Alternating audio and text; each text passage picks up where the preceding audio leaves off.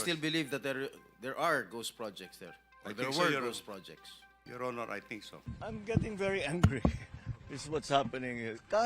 Walang ginawa, kahit isang araw hindi nagtrabaho, wala. Wala kang makita, babalikan na natin ngayon to, saan napunta yung pera.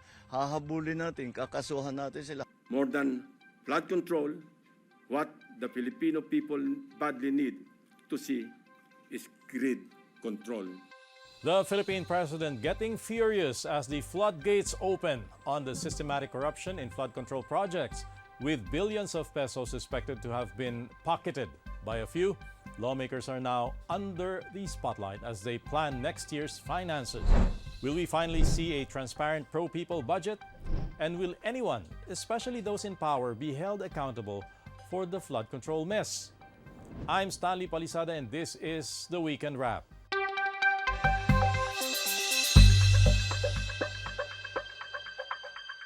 A damning expose from Senator Panfilo Lacson. The veteran lawmaker presented in details how taxpayers' money is lost to corruption in flood control projects.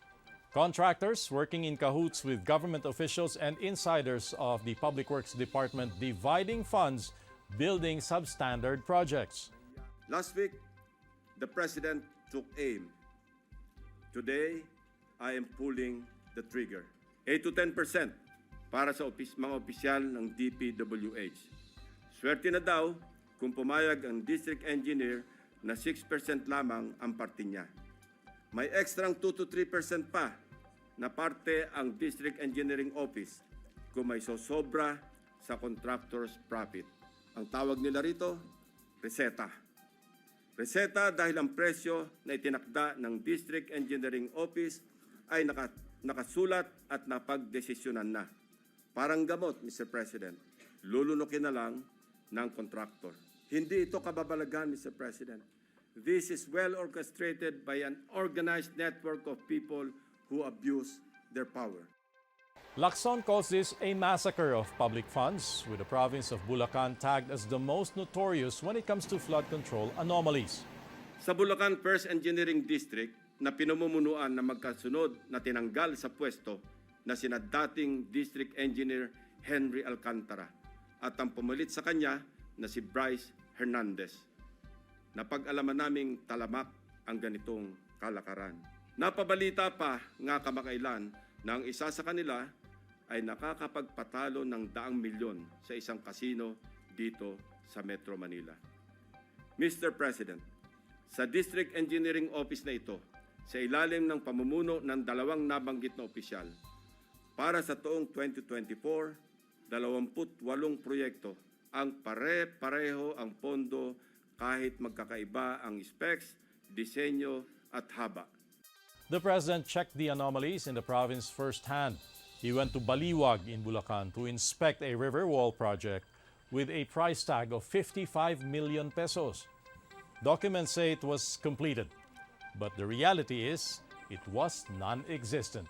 I'm not disappointed, I'm angry. Wala kaming makita na kahit isang hollow block, isang semento, walang equipment dito.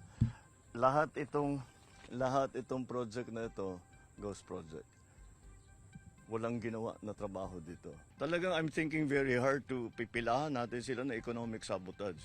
Tignan natin yung utang ng gobyerno ng Pilipinas, ng Republika, ay mababawasan kung naging maayos lahat itong It was the second strike for the province after President Marcos visited a river protection structure in Kalumpit last week, built by the Discaya St. Timothy Construction. The project, worth over 96 million pesos, botched and unfinished. Now, all these as the powerful Senate Blue Ribbon Committee finally moves to get to the bottom of headline-grabbing flood control irregularities. Top government officials and the 15 contractors in the president's list were invited to a hearing, but only 7 showed up, leaving senators fuming. Among the absentees, the Discayas, owners of 2 top contractors, Alpha and Omega General Contractor and Development Corporation, and St. Timothy Construction Corporation. May I move for the issuance of subpoena to those absent invited resource persons, particularly yung mga contractors, Mr. Chair, to require them to be present in the next hearing. They have to come up with a reasonable answer. Hindi ho yung may sakit, may nauna, para hong yung committee natin na may sakit, nagbakasyon na, may mga prior schedule. Ano mas importante, prior schedule, Mr. Chair? Or itong investigasyon ito because 544 billion na pinag-uusapan natin, not a small change. But one contractor, QM Builders, went under tense scrutiny. Senators demanded to know how a small hardware store in Cebu evolved into a construction company, landing billions in government contracts despite minimal capital. So paano ho siya nakakuha ng 7.3 billion na never ho siya kumita ni isang sentimo at ang capitalization niya 1.2 million pesos or ang paid up. Ito, isa lang to, no? Meron pang mga iba ho dyan na tinitignan ho namin. Ang punto ko ho, meron ho talagang mga tao na linalaro po yung pre-qualification stage. Sabi mo kanina, hindi pa nag-umpisa yung QM Builders as a contractor? Yes, Mr. Chair. Hindi ka pa nakagawa ng project? Hindi pa kasi yung nag-asawa ko ng 1991, nag-upisa kami sa hardware. Yung maliit na hardware, nagtitinta ng bambo, mga ganun eh. Mga lipa. Bakit nasama ka sa 15 contractors sa listahan ng Pangulo? Kanina tinatanong ko, wala bang kukontra dito sa sinabi ng Pangulo na 545 billion worth of flood control projects ay ito lang mga 15 contractors ang nakakuha, kasama ka, QM Builders. Nandiyan ka pala, bakit hindi ka kumontra? Ba't ngayon sinasabi mo, hindi ka pa nakapag... Pasensya na, Mr. Chair, kasi medyo nahiya ako. So sinasabi mo, mali ang Pangulo with Yes, respect to your company? Yung data is mali eh. Kasi ang totoo, yung 414 projects na nakuha sa QM, totoo lang is only 86 projects, Mr. Chair. Teka muna, sabi mo hindi ka pa nakapag-umpisa eh. Ano yung sinasabi mong project? Baka hindi ka makauwi sa araw na ito. Nagsisinungaling ka na naman eh. In Mountain Province, MG Samidan secured 60 flood control contracts worth 5.3 billion pesos this year alone, despite an initial capitalization of just 250,000 in 2019. Medyo duda-duda nga na yun. Tignan po namin yung mga document niya na kung ano yung isinabmit niya ko at saka kung kailan ginawa po yan. Something is wrong actually. I must admit, pagka ganyan yung capitalization mo is 250,000 pesos, pagkatapos po yung 5 billion ba yung project niya. On the process of bidding po, ang titingnan po namin kung meron siyang lisensya that is issued by the Philippine Contractors Accreditation Board, kung may lisensya siya, anong category siya. Tapos tingnan po namin yung NFCC, yung net financing capability niya. As the inquiry deepens, Public Works Secretary Manuel Bonoan concedes ghost projects do exist. You still believe that there are ghost projects there? Or I there think so, were Your ghost projects? In all candidness, Your Honor, I think so. There are people actually who can actually certify, Your Honor, and these are the projects that we are now intensively validating. And the contractor, allegedly, Wawaw Builders. Correct? That's correct, Your Honor. Labas nyo kung magkano yung in-award nito sa Wawaw Builders, mga ghost projects. We'll wait for it. Kadiri kayo. Mr. Chair, Lawmakers say it's impossible for a DPWH secretary to be unaware of corruption or even ghost projects that are happening since they are implemented under the department's watch. I am most surprised by that response coming from the DPWH Central Office. If you look at the annual budget of the DPWH, if you have, say, 250 billion pesos for the flood management program, approximately 80% of that budget is lodged in the central office.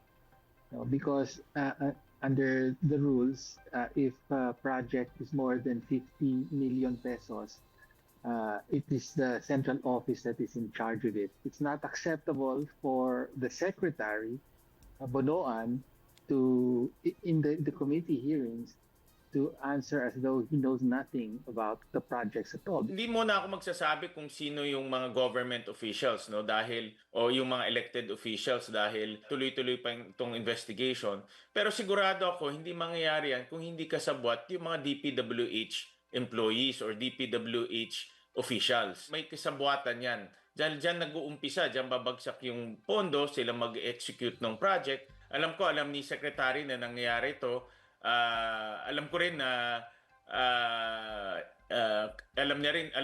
alam niya kung sino-sino yung mga sangkot dito. In Oriental Mindoro, 9 flood control projects collapsed, suspected of being substandard. All project engineers and assigned personnel were relieved of duty. Ikaw, kahit hindi ka taga DPWH, kahit ordinaryo kang tao, common sense dictates. Walang bakal, o kita mo. Obvious ba? Hindi ito bibitak o may dawilan na nakaganon. Hindi yan bibitak kung ang dalawang yan pinagdudugtong ng bakal. Arding, ngayong oras na ito, sermonan mo yung project engineer na nagbabantay. I demand, Arding, kalokohan na to. Hindi ko po ito mababantayan ng 24/7 sa sobrang dami ng proyekto. Pero tayo na po ay nagpapaimbestiga ngayon. At saka kung anuman ang lumabas dun sa investigasyon, wala rin po tayong sasantuhin. Hindi po kami nagugas kamay. The Commission on Audit has launched a fraud audit on controversial flood control projects, specifically in Bulacan. But questions of conflict of interest quickly surfaced after it was discovered that the spouse of a sitting COA commissioner is a government contractor. Based on DPWH documents and data from the Sumbong sa Pangulo website, Olympus Mining and Builders Group Philippines bagged nearly 200 million pesos worth of projects for 2 flood control structures along San Miguel River. Marilu Laurio Lipana, wife of COA Commissioner Mario Lipana, is the company's president and general manager. And like clockwork, bad weather strikes, making the inquiry on the flood control mess all the more important. The low-pressure area east of Auroras intensified into a storm now named Isang. Isang is the 9th tropical cyclone to hit the Philippines this year. Heavy rains have already drenched parts of the country on Friday, submerging several streets in flood. As corruption issues grip the nation, Congress is moving to prevent future mistakes. Briefings on the proposed 2026 national budget kicked off at the House of Representatives. Yet some lawmakers are still fixated on alleged anomalies and port insertions in the current spending plan. Navotas Representative Toby Tiangco demanded the release of the signed report by the now scrapped small committee, criticized for amending the budget behind closed doors. May dalawang distrito, hindi naman to kasalanan ng congressman doon sa distritong yon. Ang NEP nila is 2.530 billion. And then pagdating sa GAA, naging 20.999 billion. Isa pa, 1.508583 billion sa NEP. Pagdating sa GAA, 20.795. So ang napasok dun sa small committee is 13 billion, dun sa isa, yung isa 14 billion. So sino yung nagpasok ng 13 billion na yun? The small committee is subsumed within the Committee on Appropriations and it is not required to render a separate committee report. Amid heavy debates, a light moment emerged. A father and son exchange between Finance Secretary Ralph Recto and Batangas Representative Ryan Recto highlights both political family dynamics and the persistence of dynasties in government. Sayang po, muntikan na po ito maklasify as upper middle income sa bansa. $26 lang po ang pagitan. Huwag kang maghinayang, aabutan natin sa taong ito.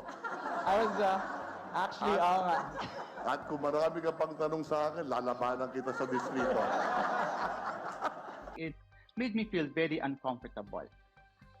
Medyo hindi tayo komportable dun sa ganong banter, lalong-lalo na that this is a very critical process in framing not just the national budget, but yung development path ng ating bansa. So tingin ko dapat may pagkakataon na magtanong ang Kongreso, sasagot ang executive, and let that process be a process na igagalang ng lahat.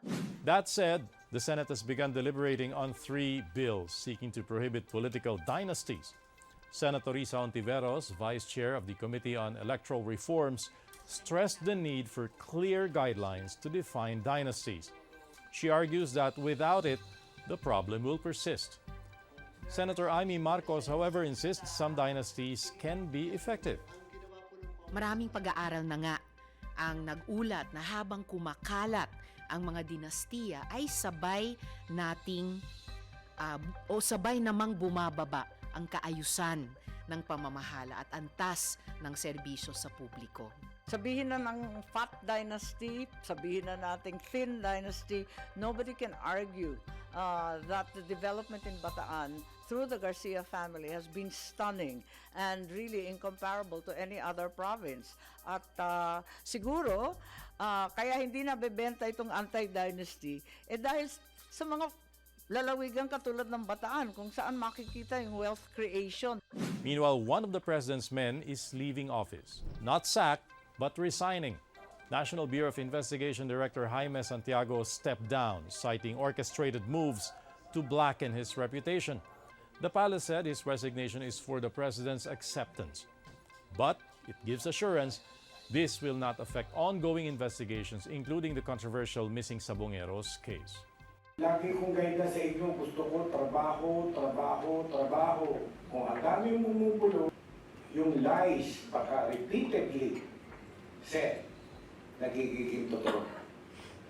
Yun ang iniwasan ko. Hindi ako umalis dahil sa ayaw ko na sa administration.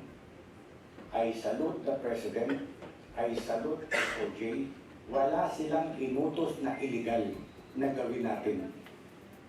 Free hand ako. Marami naman pong mga tao pa rin po na may kredibilidad at maaasahan at mapagkakatiwalaan. Sila pa rin po ay patuloy na nagtatrabaho para dito. On to the tug of war between Malacanang and Vice President Sara Duterte. After the VP criticized the education system as outdated, Palace spokesperson Claire Castro pointed out that as a former DepEd secretary, her criticisms show the failure of her own tenure. But the Vice President rejects this. Binigyan po siya ng pagkakataon, pinagtiwalaan siya ng Pangulo since 2022 hanggang 2024 para maging DepEd Secretary. 2 taon halos na siya ay dapat nagtrabaho. Kung ano man ang kanyang nireklamo, dapat natupad na po sana niya ito sa kanyang panahon. Sa kanyang reklamo ngayon, nagre-reflect lamang na bilang siya ay naging DepEd Secretary ay a complete failure. Hindi ko maintindihan saan nanggagaling yung total failure ako as a Department of Education Secretary. Kasi iba yung actions ni BBM noong ako ay nag-tender ng resignation. He tried to ask me to stay. Tapos sabi ko, ayoko na. And then, ang sunod niyang ginawa, inofera niya ako, may gusto ka ba na posisyon? Hindi iyon actions ng taong tumitingin as failure ako. Action yon ng taong tumitingin na kailangan niya yung trabaho ko. Meanwhile, one of Duterte's closest allies is once again under the spotlight. Philippine Ambassador to the U.S. Jose Manuel Romualdez confirms Washington has formally asked Manila to extradite Kingdom of Jesus Christ leader Apollo Kibuloy. But Kibuloy's camp pushed back, saying that while a treaty does allow the U.S. to seek his provisional arrest, there is no urgency as the pastor is already behind bars. And that wraps up this week's Top Stories. I'm Stanley Palisada. We'll catch you again next time for more of the latest headlines. Stay with ANC, the ABS-CBN News Channel.